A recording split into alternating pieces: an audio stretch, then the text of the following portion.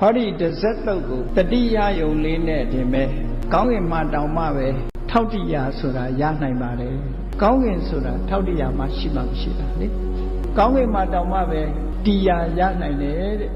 မြေကြီးပေါ်မှာယတ္တိယရတယ်လို့ပဲကောင်းကင်ပြင်မှာလည်းပဲယတ္တိယကိုရနိုင်ပါတယ်လို့မတော်တဆ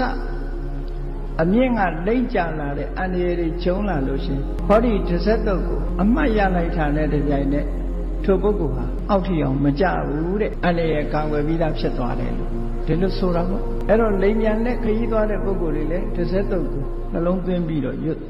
ဝါသွားတဲ့နာပေါ့ကောင်းကင်ကနေခရီးသွားတဲ့ပုဂ္ဂိုလ်တွေတစ်ဆက်တော့ကိုအာယုံပြုတ်ထိုက်တယ်ရွတ်ဖတ်ထိုက်တယ်ပေါ့တီဟိုကျွန်းမှာဒီကဝါပိဆိုတဲ့စေတီတော်ကြီးတစ်ဆူရှိအဲ့ဒီစေတီတော်ကြီးကို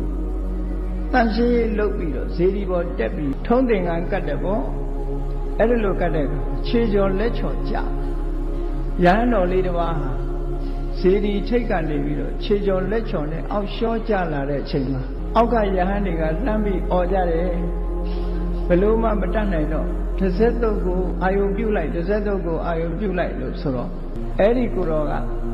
တစ်ဆက်ကပရိတ္တံမန္တခတုတစ်ဆက်ကပရိတ္တိကျွန်ုပ်ကိုစောင့်ရှောက်ပါစေလို့လဲဆိုလိုက်ရောစေတီတဲက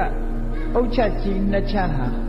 အလိုလိုထွက်လာပြီးတော့ဒီကိုတော်ရဲ့ခြေထောက်အောက်မှာခံပြီးသားဖြစ်သွားတယ်ဒီလိုဆိုတာကောင်းကင်ကရှောကြလာတဲ့ပုဂ္ဂိုလ်တောင်မှပဲ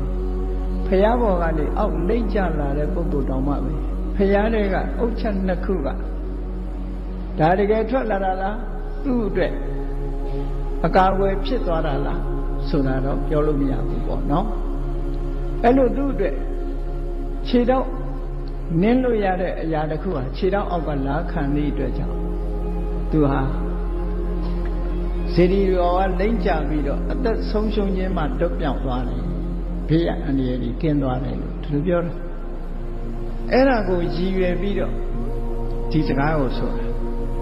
ယတ္တာနုတ္တရဏေနာပိအနုတ္တရဏဆိုတာအမှတ်ရ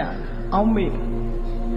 ဒီတစ်စက်ကသုတ်လေးကိုအမှတ်ရယုံလေးနဲ့ဆိုတာရွတ်တာမဟုတ်သေးဘူးရွတ်ဖတ်တဲ့စေတာမဟုတ်ဘူးတစ်စက်ကသုတ်လေးကိုအမှတ်ရယုံလေးနဲ့ပဲကောင်းကင်မှာမြေပြင်မှာနေတယ်လို့ကောင်းကင်မှာ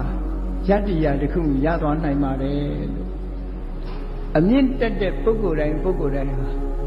တစ်ဆက်ကသုတ်ကိုအမှတ်ရမယ်ဆိုရင်အမြင့်ကနေလိမ့်ကြဖို့အကြောင်းမရှိဘူးပေါ့ဒီလိုဆိုတာပေါ့နော်အန္တရာယ်ကိုကာကွယ်ပေးတယ်